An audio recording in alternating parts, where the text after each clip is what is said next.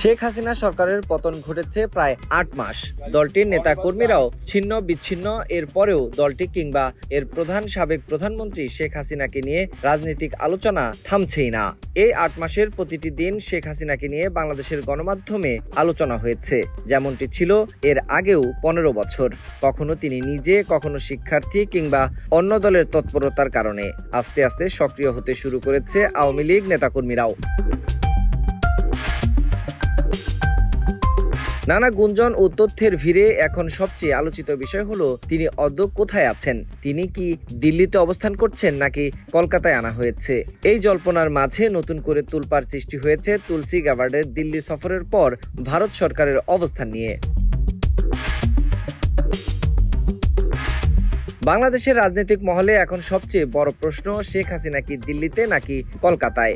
ভারতীয় এবং বাংলাদেশের কিছু সংবাদ মাধ্যম দাবি করেছে দিল্লির কোনো একটি সুরক্ষিত স্থানে থাকার পর তাকে কলকাতায় স্থানান্তর করা হয়েছে, যদিও এ বিষয়ে আনুষ্ঠানিকভাবে কোনো স্বীকৃত তথ্য মেলেনি। তবে আওয়ামী লীগের পক্ষ থেকে এরকম গুঞ্জনের প্রতিক্রিয়া এসেছে।